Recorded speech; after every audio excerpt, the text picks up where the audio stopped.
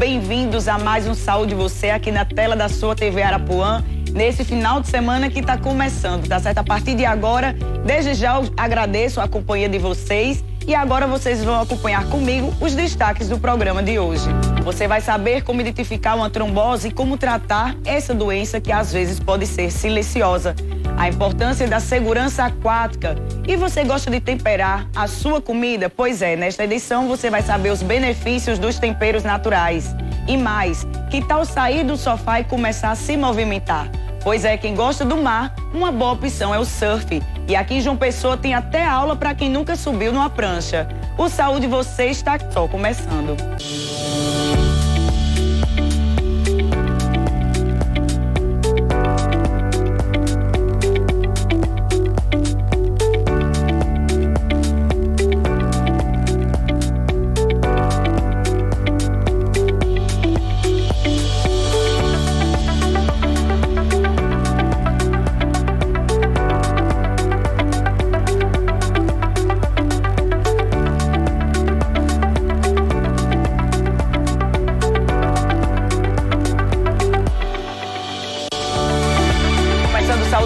Neste final de semana, sejam todos bem-vindos.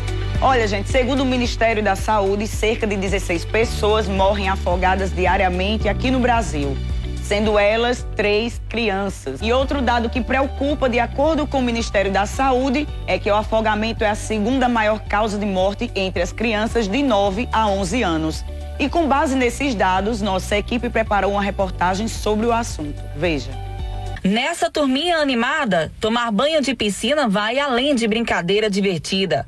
Aqui elas estão aprendendo habilidades fundamentais para ter segurança aquática.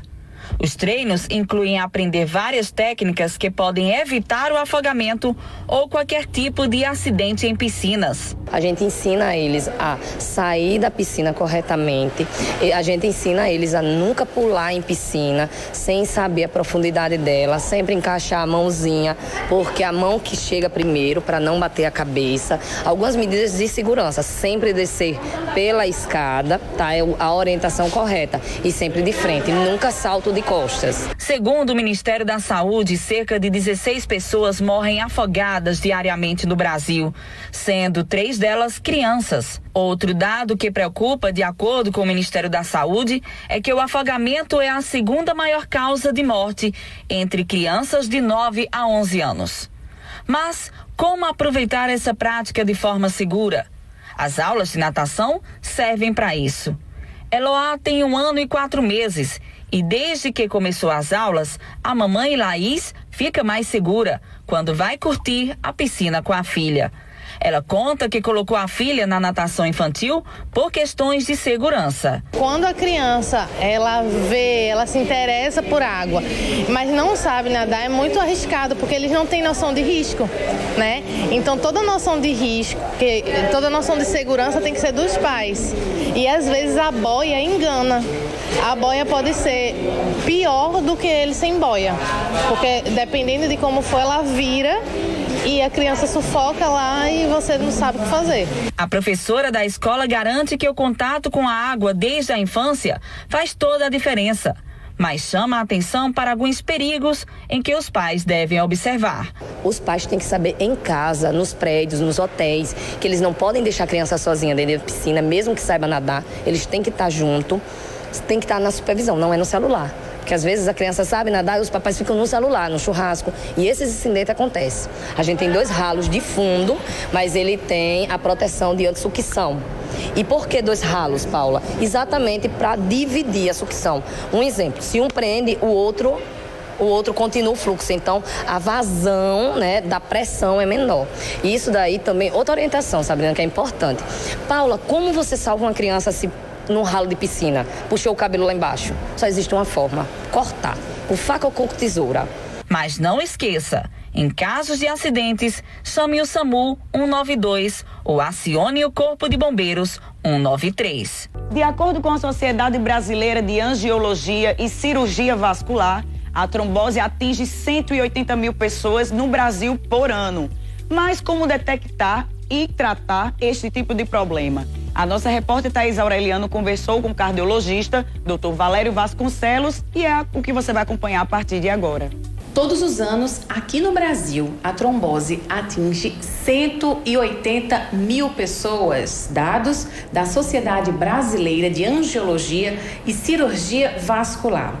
Mas que doença é essa? Como prevenir? Tem como a gente saber antes que pode ser acometido pela trombose? Pois é, a gente está aqui conversando agora com o doutor em cardiologia pela USP, o doutor Valério Vasconcelos. Muito obrigada pela sua participação.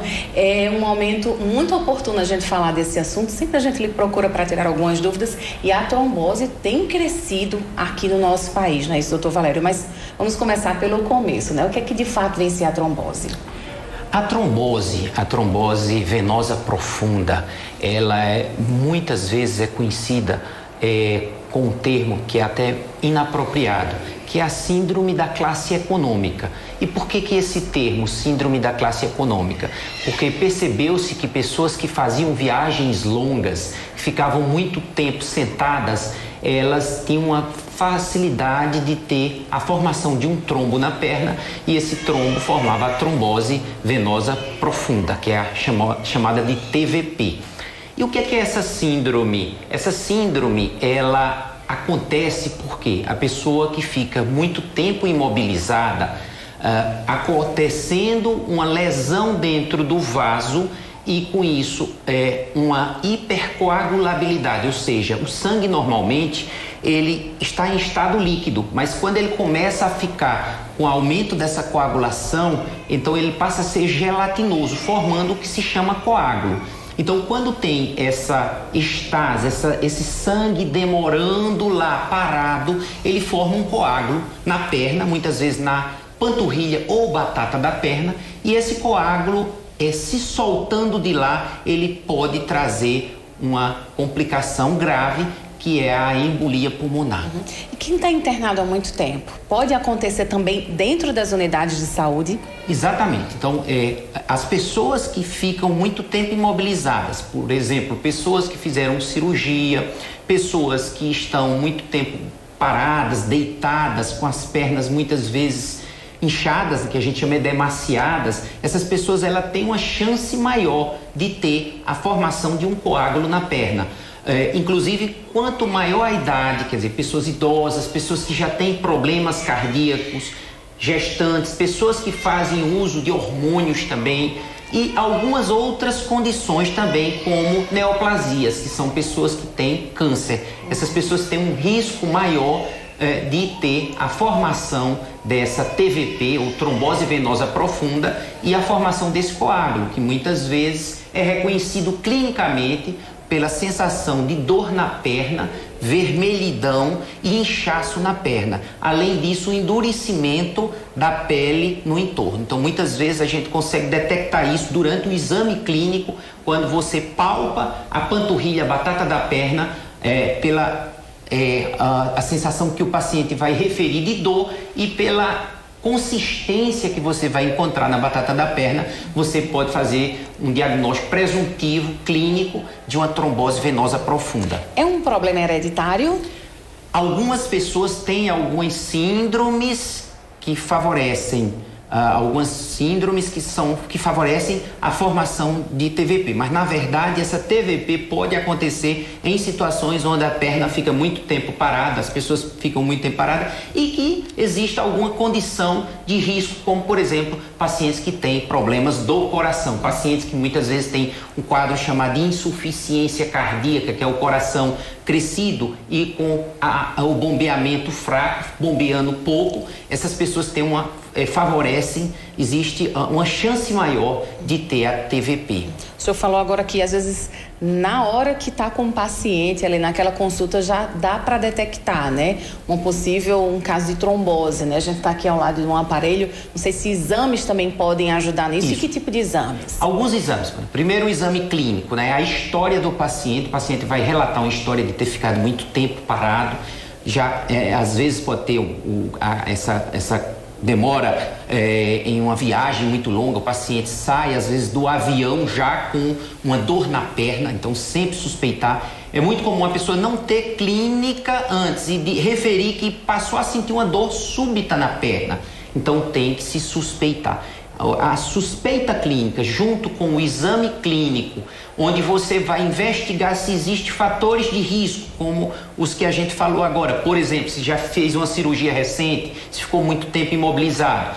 E, juntamente com isso, o exame físico, onde você vai palpar. E, claro, alguns exames são necessários, como, às vezes, a realização do eletrocardiograma, a realização de um ultrassom da perna, onde a gente vai visualizar se tem a formação de um trombo. Muitas vezes o próprio ecocardiograma, diante da suspeita de que esse trombo possa ter migrado da perna para o coração, para ver se está tendo algum tipo de repercussão no sistema cardiovascular, você pode precisar. E outros exames também, alguns exames de imagem, onde a gente vai visualizar esse trombo, se o trombo está apenas na perna ou se esse trombo foi para o coração ou para outra parte do corpo. A gente sabe que doença do coração a gente tem que tratar o quanto antes, né? Então, se porventura surgiu essa dor repentina na perna, qual o encaminhamento? O que é que esse paciente deve fazer? Surgindo essa dor súbita na perna, tem que procurar um médico para que seja feita uma avaliação e que se afaste o quadro de TVP.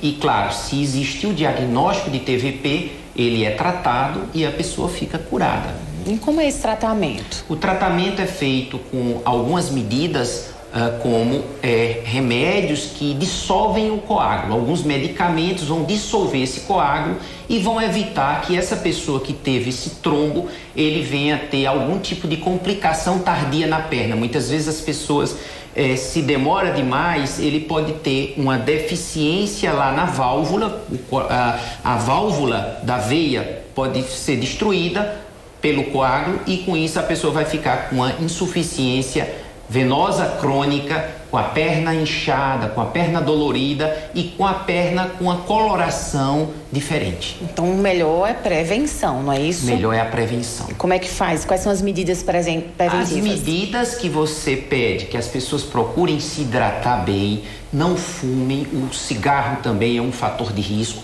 não fumem, procurem ter um peso menor, quer dizer, pessoas que têm muito peso, excesso de peso também favorece, que as pessoas procurem ter uma alimentação boa, uma boa alimentação e procurem se movimentar, quer dizer, justamente uma doença que acontece em pessoas que ficam muito tempo paradas. Então procure se movimentar. E claro, se tiver feito alguma cirurgia, o médico vai liberar o momento onde a pessoa pode realizar algum tipo de atividade física e até mesmo que a gente chama de deambulação precoce, com a liberação por parte do médico, para que evite que se forme esse trombo na perna. Aí a pessoa, de repente, o indivíduo não se preveniu, não tomou essas medidas importantes, básicas, né? E infelizmente foi acometido de trombose. Que tipo de sequelas esse problema pode deixar no paciente? Existem as sequelas imediatas, aquelas onde existe um risco de uma complicação grave, como por exemplo uma parada cardíaca, caso esse trombo saia da perna e vá para o coração, dependendo do tamanho do trombo e da extensão da área acometida lá no coração, ele pode ter uma complicação desse tipo. Podem existir algumas arritmias cardíacas também, a pessoa pode ter algum quadro de arritmias cardíacas e as complicações mais tardias, como por exemplo o que se chama de síndrome pós-flebítica, onde a pessoa fica com a deficiência nas válvulas das pernas, das veias, e com isso ela vai ficar com aquela perna inchada, dolorida e muitas vezes até com ulcerações. Então, existem vários tipos de trombose? A trombose, ela pode ter várias complicações, dependendo do lugar onde ela acometeu, dependendo da demora em que a pessoa buscou ajuda, né? E, claro, dependendo da extensão daquele coágulo. E também, claro, do problema que fez aquela trombose surgir. O quadro clínico geral, a idade do paciente, o que a gente chama de comorbidade, se a pessoa tem outras doenças, tudo isso vai ter algum tipo de repercussão. Então, se não for uma cardiopatia congênita, né, ali algo de nascimento, ou até mesmo uma pessoa mais idosa, todo mundo pensa que está livre da trombose, mas os jovens também podem ser acometidos? Podem. A pessoa pode não ter nenhum tipo de problema de saúde. O simples fato de ficar muito tempo parado, com a perna parada, principalmente se a pessoa não está bem hidratada, essa pessoa pode ter uma trombose na perna. Inclusive, a gente sempre recomenda que durante viagens longas que as pessoas procurem se movimentar um pouco, né? De vez em quando se levanta e anda um pouquinho, mexe um pouco as pernas para evitar que se forme esse trombo. Então pode ser confundido com algum outro problema de saúde? Pode. Existem algumas dores na perna que também não tem nada a ver com trombo, tipo o que a gente chama de cisto de Baker, que fica atrás da perna, né, do joelho, por trás do joelho, que dá dor, que simula também. Então existem algumas outras condições de dor na perna que pode simular, mas por isso que precisa de um diagnóstico médico, de uma avaliação médica, para que você possa diagnosticar ou afastar o problema. Falando em avaliação médica, o senhor também é pesquisador, né? Esse tipo de problema, ele é comum na nossa sociedade? Como o senhor enxerga isso? Como a academia também enxerga a saúde do brasileiro? Então, a gente como pesquisador, a gente tem visto que esse problema tem sido cada vez mais frequente. A gente tem tentado trabalhar em cima de pesquisas e até mesmo de orientações às pessoas para que se evite esse problema, que é um problema sério, pode trazer sérios danos à saúde como um todo.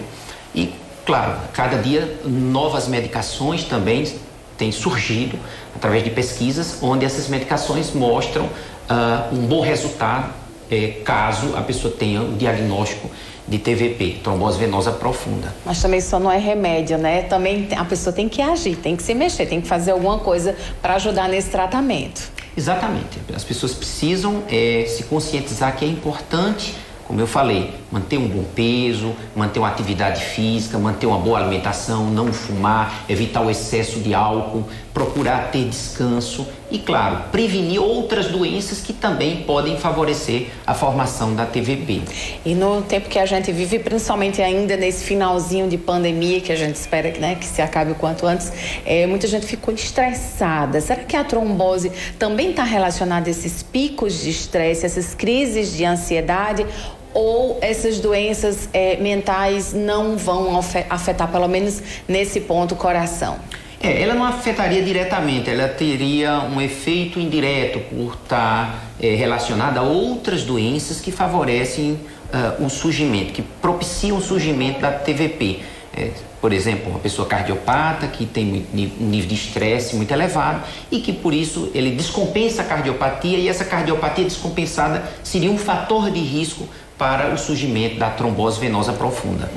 Mas dá para ter uma vida saudável, uma qualidade de vida, mesmo depois da trombose? Dá sim, é possível. Após o tratamento, após resolução do problema que favoreceu a trombose venosa profunda, você levar uma vida normal, da mesma forma que você vinha antes, tendo uma vida antes. Mas a atenção é redobrada, né? A pessoa pode ter trombose de novo? Pode. Aquela pessoa que já teve trombose venosa profunda, ela tem que ser vista como uma pessoa que tem um potencial de ter novamente, e claro, se procura ir atrás das causas que favoreceram para que aquela pessoa ela não tenha novamente a TVP. A gente sabe que a saúde ela é individual, né? Todo mundo tem que fazer a sua parte, mas se a família ajudar, se os vizinhos ajudarem, aí é sucesso no tratamento, né? Sem dúvida, as pessoas precisam ajudar umas às outras, né? E tentar orientar, tentar fazer com que a pessoa saia da imobilidade. Muitas vezes é o idoso que fica muito tempo acamado, então precisa de alguém que esteja sempre lá ajudando ele a se movimentar, fazer algum tipo de movimento, a evitar posições que a gente chama posições viciosas, onde as pessoas ficam com as pernas paradas muito tempo, as pernas para baixo, favorecendo o inchaço da perna. Então a gente pede muitas vezes a ajuda dos familiares e amigos também, para que a pessoa possa evitar a TVP. Então, quando se fala de mobilidade, parece que é algo mínimo, né? Atividades que tenham realmente esse esforço físico. Não precisa ser uma atividade física pesada. É isso? Seria uma movimentação. Há pessoas que têm algum tipo de limitação, por exemplo, pessoas que têm sequela de AVC. Muitas vezes essas pessoas precisam movimentar o corpo, tirar a perna muitas vezes que ficam pendente essa perna, então tentar elevar a perna para melhorar a circulação, para não deixar o sangue ficar preso na perna, porque na verdade o que vai favorecer é quando a perna fica com o sangue parado lá, esse sangue parado ele não circula, a perna vai ficar inchada, com isso vai favorecer a formação desse coágulo. Então, a gente orienta, mesmo aquela pessoa que não possa realizar uma atividade física, que os familiares, amigos e pessoas que cuidam, os cuidadores, que eles ajudem no sentido de que essa perna possa ficar numa posição que favoreça uma boa circulação. As massagens, então, a ajuda de fisioterapeuta é essencial também? Sem dúvida, a fisioterapia motora é muito importante. A gente vê muito no mercado aquelas meias de compressão e tem de várias cores, né, várias marcas. Elas também ajudam nesse tratamento? Ajudam. A meia de compressão, muitas vezes, até preventivamente, a pessoa utiliza com a indicação médica, de que aquela pessoa use a meia para que evite que a perna fique inchada. Na verdade, o sangue vai circular melhor com a indicação da meia em alguns casos. Mas aí é o médico que tem que indicar. Exatamente. Não pode comprar de forma indiscriminada e usar assim aleatoriamente. Não, o ideal é que seja feita uma avaliação para se saber qual a condição clínica da pessoa e que a pessoa utilize a meia. E para a gente terminar, eu queria, como pesquisador, médico, também cardiologista, dessa orientação para as pessoas em casa, fazer um alerta, se elas ainda não se alertaram para esse problema, com todas essas informações que o senhor deu agora, eu queria que realmente tocasse nessas pessoas e convidasse, né, elas para se cuidarem mais. Isso é muito importante, né? A gente faz um alerta, né, do grande número que tem sido cada vez maior, né, de trombose venosa profunda, que a trombose venosa profunda é uma condição que pode ser prevenida.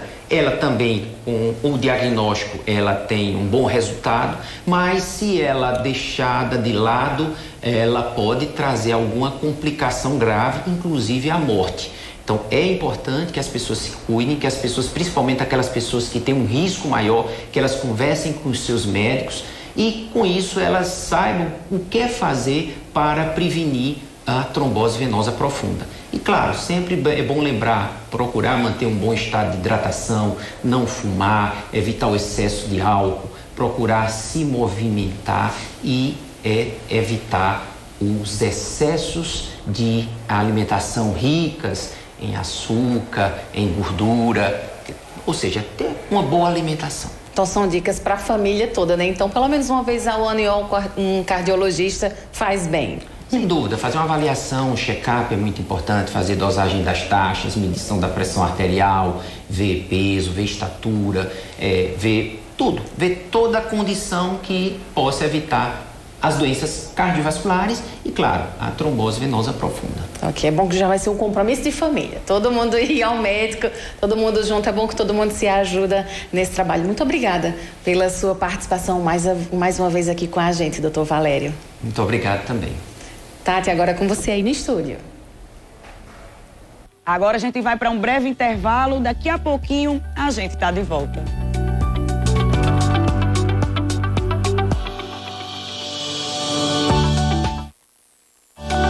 Saúde e você. Oferecimento Unimed João Pessoa. Cuidar de você, esse é o plano. Em casa, no trabalho ou em qualquer lugar, a teleconsulta Unimed João Pessoa está onde você está. Tem clínica médica e pediatria atendendo todo dia para sintomas gripais, mostrar exames, renovar receitas e tirar dúvidas sobre a sua saúde e a do seu filho. Conte com essa praticidade. Só vá para o hospital se tiver necessidade. Teleconsulta, tá na mão. É uma boa e eficiente assim, só na Unimed João Pessoa. Responsável técnico Dr. Ricardo Queiroga, CRMPB 4149. Saúde e você. Oferecimento Unimed João Pessoa. Cuidar de você, esse é o plano.